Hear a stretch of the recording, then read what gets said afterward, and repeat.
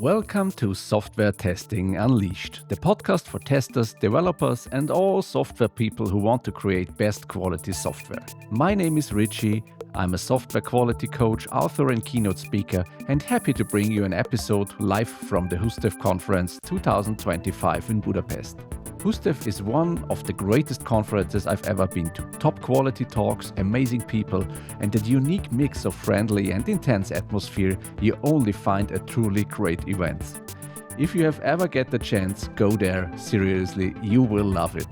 My guest today is Leandro Melendez. You better know him as Señor Performo. Beside his deep knowledge about performance testing, he is also a very active part in the software testing community. Just to mention his YouTube channel, his live sessions on LinkedIn, and when I recorded the other episodes at HUSTEF, he had his podcast studio next to mine, and I saw him always doing good interviews with a lot of people from the software community. So please join his channels too, but before doing that, listen to this episode because we talked about the evolution of performance testing in the last 20 years. What changed, what is still equal, which tools are used, and how to start a performance test strategy. And now, enjoy the episode.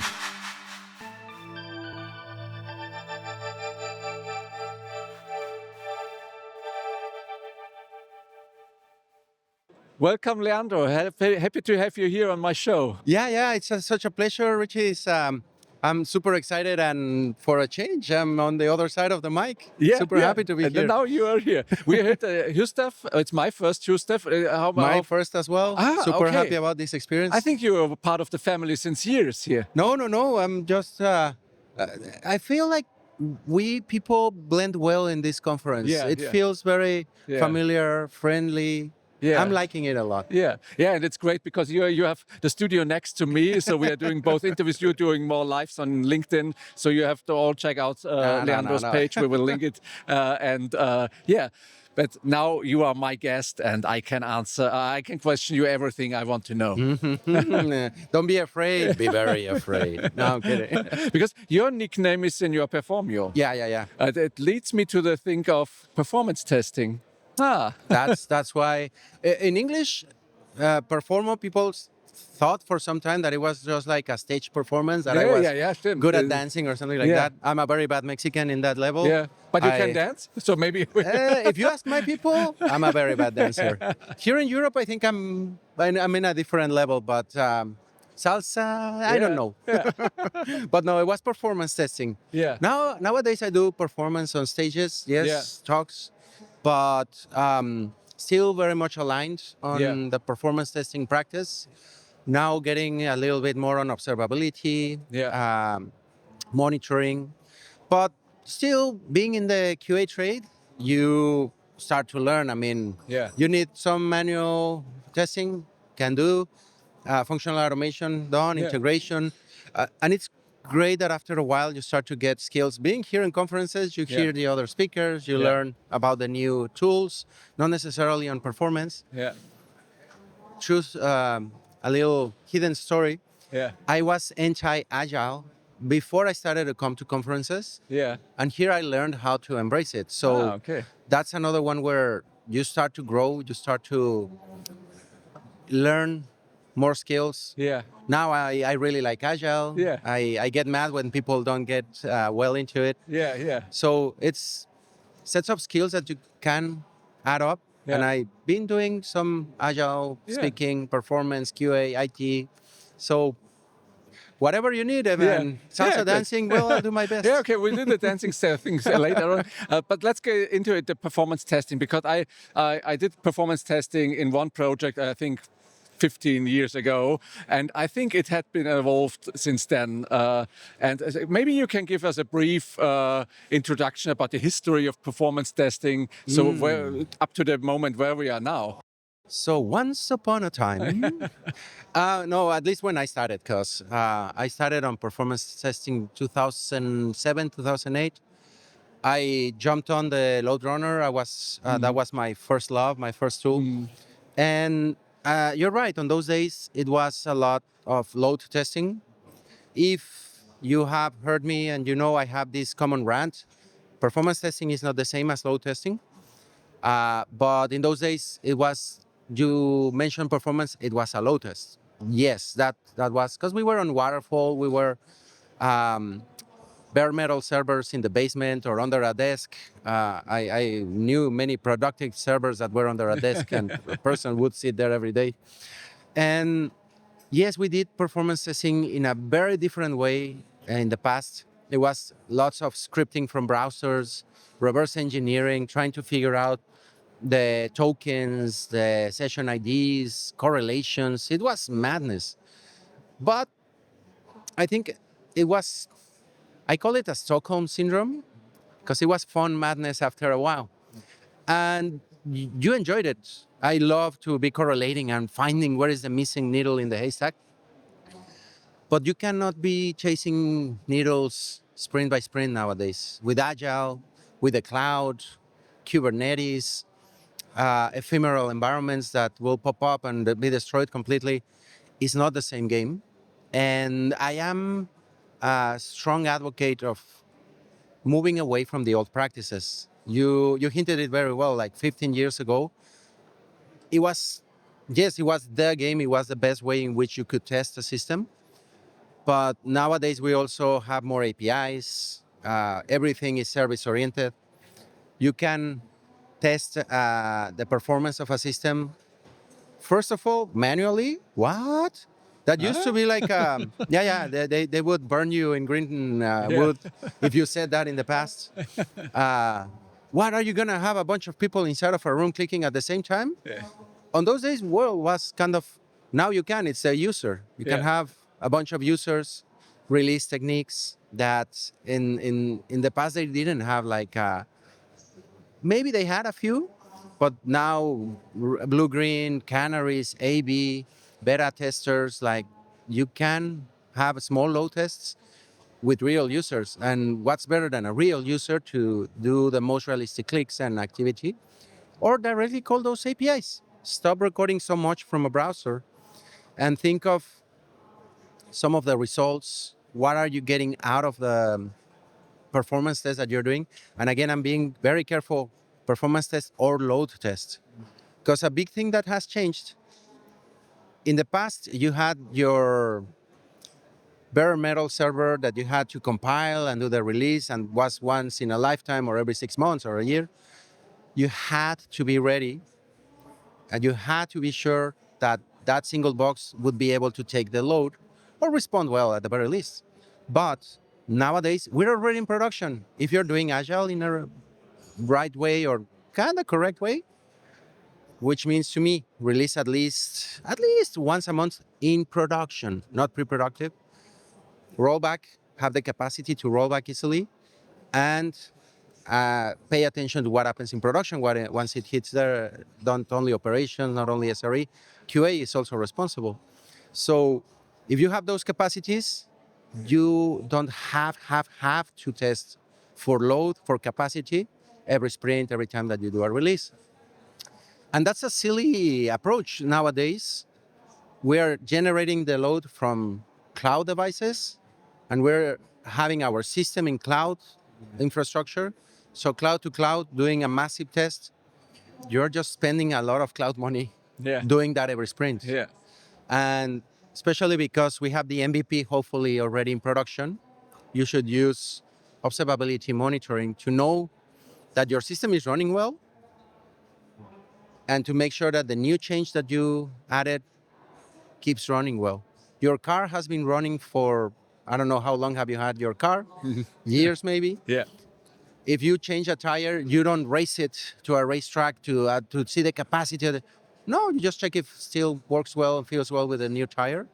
And I think that's a modern principle for performance, not so much. And it's maybe I'm right or not. So you tell me. Nowadays we have also it's less effort to scale a system. It's just a volume you turn on in the cloud. And in former times you had to buy new stuff and to increase the capacity of the system. Nowadays it's even automatic. You have elastic systems that will grow based on need, which is dangerous as well. Because going back to the car analogy, I love car analogies. I'm not a car fan, but I don't know. They help me explain. But if your car, let's say, is elastic and you can always put more fuel on it if you need it. But if it has no hole in the tank, bad performance, is not tuned, and it gives you, I don't know, 1 kilometer per liter, that's not good, even if you still can pump more. So you gotta be careful as well. That's another tier that nowadays we have to take into account. You may be responsive and quick and be able to take all the users, but maybe you are spending 10 times more than you should because the performance in the backend is not the best. Yeah. So you have to make sure that you don't have those holes in the gas tank or the oil tank or leaking oil. And that's another tier of modern performance that organizations have to be very vigilant. Yeah. But they are still trying the load tests every sprint, Yeah. which doesn't make sense. Are you familiar with the Taylor Swift situation and the ticket company? No? Oh, you're not a Swiftie. Okay. No, I'm not a Swiftie, sorry. So not long ago, there was a big concert from Taylor Swift, and the ticket company that I don't like to name them because they didn't do load testing. Yeah. And they had lots of problems, lots of situations. It was in the news. It didn't made it to Congress and almost split the company and was a big situation. Yes, load testing is still important, but it's not part of the continuous release. Yeah. I mean, we all wish that Taylor Swift came to our project every sprint. Yeah. But no, that's not going to happen. We are not going to have Black Friday every sprint. Why are you testing for Black Friday every sprint? Why are you testing for capacity? You have your MVP, you have your production, you are releasing little things, measure for that. When you have a big situation coming, yes, do a big load test, but outside of the pipeline, outside of the continuous. That's not a continuous event. And that's something that many organizations are not aligned, are not picking up in the best ways. And I think that's what I have been preaching the most over the last few years. Now, you were mentioning the cloud and that we have more elastic environments. Beware, load testing cloud environments can get super expensive. Yeah. So be careful with that. That's a big one. Yeah. But that as well goes aligned with, in the beginning, the cloud was cheaper. Yeah. Because they wanted everybody to jump into the cloud. So the cloud providers were like, yeah, this is early promotion, like cheaper, just get into our platform. We'll look the long-term price eventually. I have a feeling that is happening with AI as well nowadays. And everybody is attacking the AI adoption in a way that right now is super cheap and the tokens and the credits. But it's going to get expensive if we are not using AI in performant ways. I'm starting to kind of call it performant AI, especially money-wise, because that's where you're going to be worried about. AI may respond quickly, may be really powerful, the general models. But if you have a specific model, let's say you train one based on your code, based on your results, you are not sending so many tokens with all the context all the time, because that context in performance can get really big really fast. And the token expenses, right now they say, yeah, it's super cheap, we're not spending. Wait until the real price comes. Yeah. And that's another one that lately I'm advocating a little bit, like, beware of what types of AI. Is it a general LLM? Is it a model that you're trained? What type of AI? MCPs are really cool, but be careful. What are you connecting? The A2A, I think it's the latest thing that is right now. That can get out of hand pretty quickly if you are not careful. So some performance elements that, yes, it's responding fast. Yeah, but that's not the only thing that you should care for. So that's another layer for performance that. When I transfer it back to performance, I think when it's so easy in the theory to scale up our systems, and you said it can be very expensive. Yeah. Is there nowadays then Informatis more focus on doing really performance things and the deep of the system in early stages, in the design phase, in unit testing phase, to think about all this performance stuff that we don't have this this needed of scaling then so much? So to think about performance in the beginning of the project and not when doing just a test at the end. I'm seeing it more now that the teams are starting to be careful with the cloud expenses. And they are from the beginning like, ooh, how can we make this to not to be so expensive? Because in the past, some organizations were kind of careful with that because they were limited by the size of the box that they had. And this new elasticity and for management is always money. If the bill starts to get a bit high, like, hey guys, what is happening? Yeah. Why is our cloud environment being so expensive to just stay on? And if you are not careful, in the past, people used to think like performance is lots of users, all of them spamming the system, utilizing it. But nowadays, again, if you turn on your car, you don't drive it. Yeah. It's just sitting there on, it's consuming gas. Same happens with the cloud. If you are not careful tuning it in a right way, if the instance is not killed when it's not being used, new measurements of performance, how fast is the new instance coming up, the new pod or whatever are you infrastructure you are using, how fast is it coming up for the new load that is happening? Yeah. That's a new set of measurements that not everybody is used to kind of measure in performance, because in the end was just response time from the client and that's it. But now response time from the pod. Yeah. How long does it take for the pod to be out once we are not using it? Is it like super active and like I'm saving as much as possible, I'm dying right away? Yeah. Oh, that has some impacts. Okay, let's leave it 2 hours on. Oh, that also has impacts. So that's another new challenge, like getting to that sweet spot where you get the least cloud expenses, but the best response to sudden increases in loads or sudden activities starting suddenly. That as well is, if the pod is not on, when you're the first one on the platform to say, you will be the one seeing the spinning wheel for a little bit and like, this is really slow. And everybody after you will be like, no, it's really fast. Yeah. And that's as well, like, do we care for that single guy that at beginning had a bad experience and everybody else has a good one? Yeah. Lots of decisions. So it's really interesting nowadays, the performance challenges and things that you have to pay attention to. When I'm now a tester in a development team and I said, okay, we have to think about performance, what is a typical way to start on these days when it's go to performance? So a person that wants to start their career? No, in the project. I think as a tester, we have to think about performance. Maybe the developer should be aware of how do we start? How can we go into it? So the best way, I call it the day minus one tasks, where you haven't even started the project and you start to set the ground rules. What are we going to use to monitor? If the developers have to create automations to measure performance, or are they gonna instrument, or both, hopefully both? What platform, do the platform tell us the performance metrics? All of those decisions are the best practices to do before you start a project. But being realistic, most projects are already running and no one paid attention to those details. And I would say the best practice nowadays is not to focus that much on automations, but to know the performance, and you don't need an automation to know. In the past, that was a common practice because the systems were sealed, only the admin had access, and it was just like, those were other times.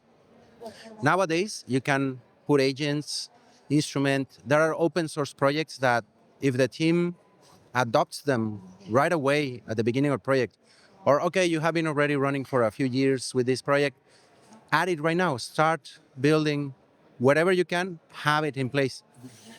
With the cars, again, I like that example. You don't have to get off your car, lift the hood, pull the little thingy to check the oil that we used to do. You already have everything in a dashboard. Would you buy a car that doesn't have a dashboard that tells you everything nowadays? It's the same. Would you start a project where you don't have a dashboard to tell you all the performance metrics of your system in a way that all the team will understand it? You understand most of the things on your car dashboard, like the speed, the gas, and good ranges and numbers, not just like a voltage from like a sensor. No, I want to see something human with numbers, colors, make it pretty. So I think those would be the first steps. Have observability, agents, and some telemetry so that everybody in the team will be aware of that. And then let developers make it as easy as possible for them to create automations and measurements before, after, during. There's a shift left, shift right, shift up, and shift down, which not everybody talks about. Have observability at the browser level, at the backend level, infrastructure level. So it's many things that you could do, but the bare minimum, have observability, know what is your performance without doing anything. Just know it. Okay, that's, I think, a great insight to give to start on and to begin with all this topic, because it's such a huge and complex. So you have to start in any point. And sometimes organizations get lost, and sadly, I mean, the sponsors here might not like me too much, but many times it's like the tool. What tool am I gonna get? There's no a tool, and I always get this question. Nowadays, I used to dislike it, but now I just smile and what's the best tool for performance? And if I give you like a dinner table, have all the silverware, what tool would you choose for eating? Wait, what? A single tool? That's the point. You need to embrace many tools, many platforms. Whichever works the best for you, try to have it in place, and don't lock yourself inside of a single type of tool. That's super, super important to start with performance. And the vendors always have the spiel that, oh, load testing, because I sell a tool that is load testing, so you should. No. And that's old, 15 years ago, as you say, even 20, like some of those practices really old. Great. Thank you very much, Leandro, for this insights into beginning into performance thinking. It's also a very new topic again for me to think about this stuff. I appreciate it very much that you joined the show here. And you are also doing a lot for the community and have your own channel on YouTube and doing all the LinkedIn live stuff. So we will put in all the links in the show notes. And you have to join him and follow him too to like get all this subscribe, activate the bell, and all the YouTube stuff. All this stuff. Yes. Thank you very much that you were here. I wish you a great conference and good interviews here. And see you soon. I look forward to this next month. And I look forward to more opportunities. Thank you so much for having me. Thank you. It's been a pleasure. Great. Thank you. Thanks, amigo.